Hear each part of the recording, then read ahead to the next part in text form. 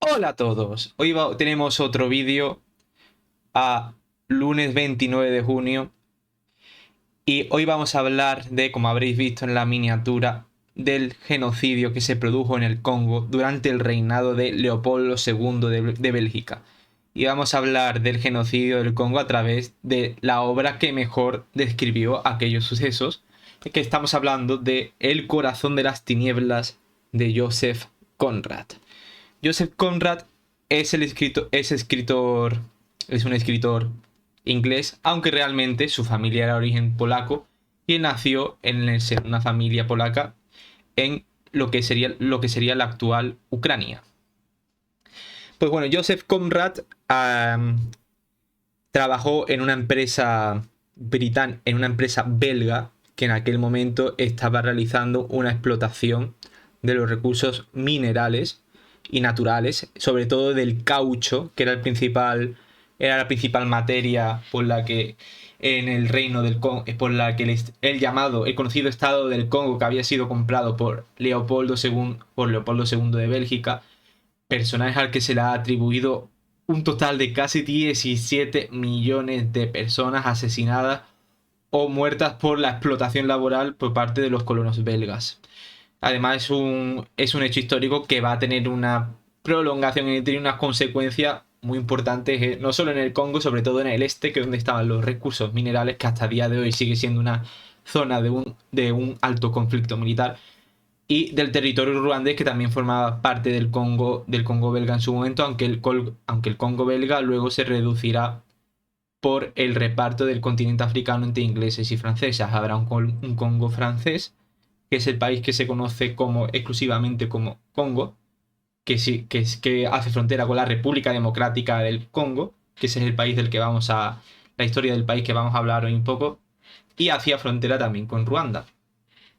Pues bueno, Joseph Conrad narra a través de este relato, de esta historia, cómo Marlowe, un marinero británico, empieza a narrar su anécdota, su experiencia en el corazón de las tinieblas, como Joseph Conrad bautizó a la República Democrática del Congo, por estar en el centro del mundo y por ser básicamente la representación del infierno en la tierra. Y el libro comienza con que Marlowe pone un poco en vereda a unos marineros británicos que tienen a su río en el Támesis y se están quejando del mal tiempo, de que el río Támesis es un auténtico asco. Y empieza a hablar de su experiencia, de su inicio, de cómo empezó cómo se planteó irse al Congo. Y lo primero que ocurre, que es un aviso y una advertencia de a quién se le atrevería a ir allí sabiendo las locuras y las barbaridades y cosas atroces que pasaban allí. Marlowe termina yendo al médico y el médico le pregunta que por qué quiere hacerse una revisión de cuál es su estado de salud en ese momento, y le dice que va a ir a trabajar a una empresa belga en la República Democrática del Congo.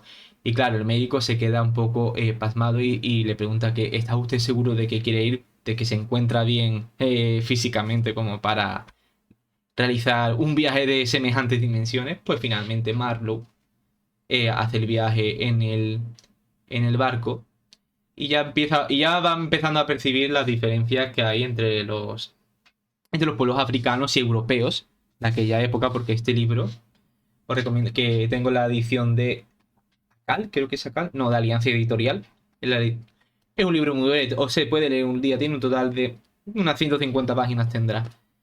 Y empiezan a ver bueno, hay que poner el contexto histórico de este momento. Estamos en el siglo XIX, las ideas darwinianas están en su máximo esplendor y los europeos eran los dueños, bueno, los europeos, los franceses, los belgas, los ingleses y los españoles tendrán el Sáhara Occidental y Guinea Ecuatorial como los últimos coletazos de la expansión imperial.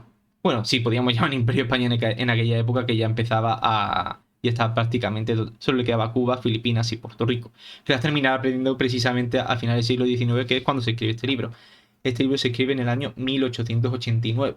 El año 1899 fue escrito después de la firma del Tratado de Berlín, a través del cual Alemania logra integrarse en el reparto territorial del continente africano y que obtendrá territorios que serían la actual Angola. Angola no, perdón, Angola era una colonia portuguesa. Namibia, Camerún y un par de países africanos, un par de países del África subsahariana más. Y el caso es que Marlowe termina llegando al... Claro, Marlowe tiene la imagen del hombre decimonónico, de que el hombre negro es inferior por su origen racial y genético, que estaban en el primer estadio de la evolución humana, porque tenían una organización tribal, no eran personas civilizadas como se entendía en aquella época.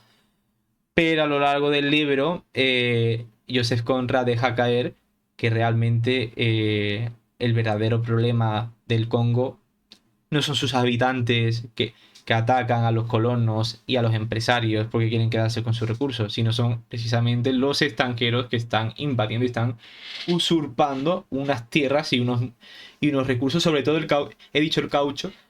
Y bueno, a día de hoy es el coltán con el cual se fabrican nuestros teléfonos. Hay una película muy interesante que no tiene que ver con no tiene que ver con el coltán, pero que habla muy bien de este marco de la explotación de los recursos africanos por parte de potencias y empresas occidentales, que es Diamantes de Sangre, que está protagonizada por el archiconocido actor de Titanic, Leonardo DiCaprio. Por cierto, película que recomiendo mucho. Y mira, creo que sería un buen tema de reflexión para un vídeo porque tiene una historia bastante interesante todo el tema de los diamantes de Sierra Leona y la guerra civil, los niños soldados. La verdad que aquello fue una historia muy sangrienta. Bueno, el caso, vamos a volver con Joseph Conrad. Bueno, con el protagonista de la obra, con Marlowe. Pues Marlowe primero llega al Congo y tiene que adentrarse en el terreno, en el interior más profundo del país. Además, podéis imaginar, si ya a día de hoy sigue siendo un territorio bastante salvaje, en el sentido de que hay mucha naturaleza, prácticamente es una selva, pues tuvo que atravesar el río Congo y hace una descripción del río Congo que os recomiendo que os leáis el libro porque a día de hoy el río Congo, si no me equivoco, creo que es uno de los más peligrosos del mundo y de los más profundos. Tiene unos 300 metros de profundidad y os podéis imaginar la de cosas que puede haber: peces gigantes, cocodrilos, hipopótamos, bueno, la muerte por malaria, que era en aquella época una cuestión muy común y a día de hoy sigue siéndolo. Y Marlowe se monta en el barco y aquí es donde empiezan los problemas porque el barco va ascendiendo el río Congo.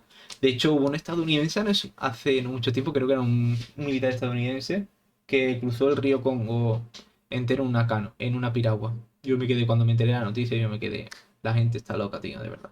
Y de hecho hay un vídeo, tío, que a lo mejor lo reacciono porque me parece interesante y no he visto a nadie que haya reaccionado a ese tipo de contenido, que era una serie una serie documental de una televisión francesa que hablaba de caminos extremos y hay uno que son los congoleños cruzando el río Congo que atraviesa la República Democrática del Congo y el Congo hasta que desemboca y montan en un barco con unos troncos de madera atados a cuerdas, con el peligro de que se puedan quedar estancadas en la arena. Es una auténtica locura. Yo creo que puede estar interesante comentarlo. Pues el caso, bueno, volviendo a la historia del barco, Marlowe los habitantes del barco son atacados por los nativos, por las tribus africanas, y hace una descripción de las tribus africanas que se las ve con los rostros horrorizados, unas facciones extrañas, ajenas totalmente al canon de belleza y de la estética europea del hombre blanco, de las personas con los ojos del mismo color que yo,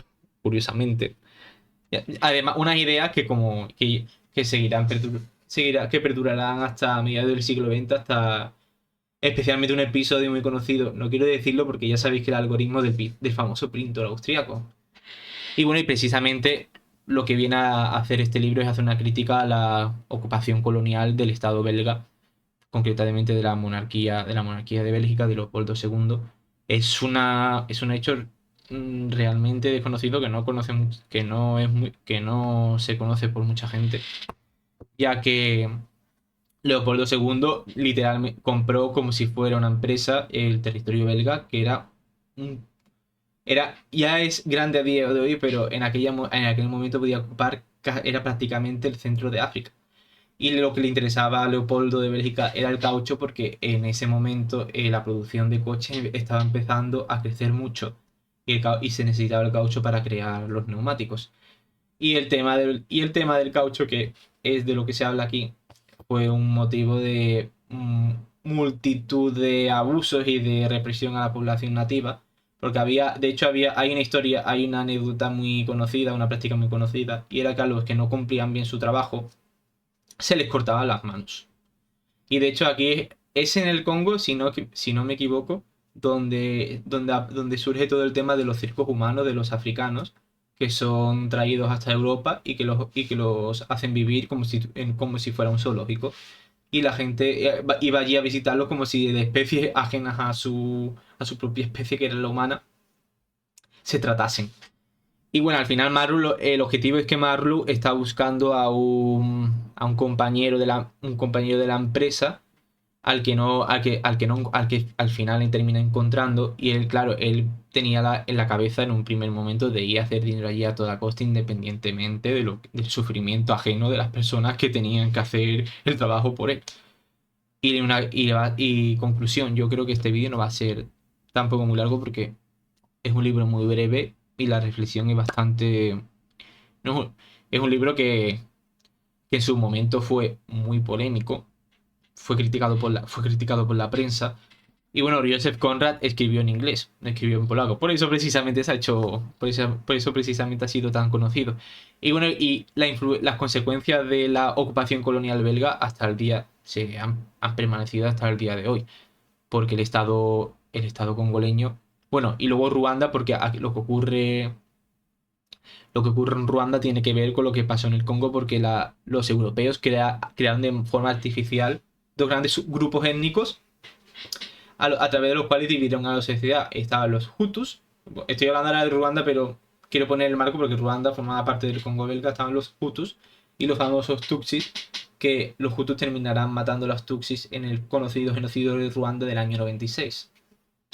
Porque los Hutus tenían el control del poder político y económico. En cambio los Tutsis se veían a ellos mismos como que estaban por debajo, y terminaban haciendo uno de los genocidios más sangrientos de toda la humanidad. O sea, aquello fue una cosa realmente indescriptible. De hecho, hay un documental, conocí el tema del genocidio de Ruanda por un documental de John Sistiago. Recomiendo mucho que lo veáis. El genocidio de Ruanda, creo que se llama, tiene un nombre así. Y bueno, ¿qué ocurre al final? El Congo, lo que sí es verdad que el Congo belga se reduce de tamaño. Y el problema, claro, estaba en que el Estado Libre del Congo era de gestión directa del monarca. Y luego al final termina perteneciendo al poder estatal belga. Y digamos que las condiciones laborales, si podemos ya hablar de condiciones laborales en el siglo XIX en África, se terminaron suavizando. Y bueno, yo creo que esto es todo por hoy. Este vídeo se va a publicar. Este vídeo lo estoy grabando el domingo. Yo creo que lo voy a publicar mañana, el lunes. Y el vídeo de Maquiavelo pensaba que iba a funcionar mejor. Para lo que a mí me funciona bien, porque bueno, ahora mismo somos poquita gente, pero espero que vayamos creciendo poco a poco. Por cierto, el vídeo de los comuneros ha llegado casi ya a las 100 visitas. Y yo pensaba que el libro de Maquiavelo... Mira que he visto vídeos de Maquiavelo, sobre el príncipe, sobre la teoría política de Maquiavelo en YouTube. Y mira que tiene visita, pero bueno, no, también es verdad que con menos de 700 suscriptores no quiero esperar tener muchas visitas de momento, pero bueno, yo lo voy a intentar. Si lo consigo bien, y si no, bueno, con tal de que me escuche alguien, eso es todo. Así que bueno, suscribirse a la campana, comentar aquí abajo, que es más importante el comentario y el me gusta que la visita en sí, para que el vídeo sea recomendado por el algoritmo de YouTube. Y bueno, no sé de qué. Ahora mismo no tengo idea para el siguiente vídeo, pero esto lo voy a tener mañana. Vais a tener 2 vídeos seguidos. Voy a intentar. No puedo grabar un vídeo a diario, que sería lo ideal para que YouTube identificara la actividad. Pero no tengo tiempo. Intentaré. Voy a intentar bajar a Sevilla el miércoles y hacer un par de grabaciones en las iglesias más importantes de la ciudad. Porque quiero intentar grabar una serie de shorts en el interior de la iglesia de todas las cofradías de Sevilla, de Sevilla en Semana Santa, que salen en la carrera oficial. Aunque bueno, eso es un recorrido importante. Eso no lo puedo hacer en un día. Y contar la historia, un poco en la descripción, la historia de la iglesia, que la veáis todo con detalle. pues yo creo que puede ser interesante, una cosa que guste, que tiene tirón. Así que bueno, nos vemos en la próxima.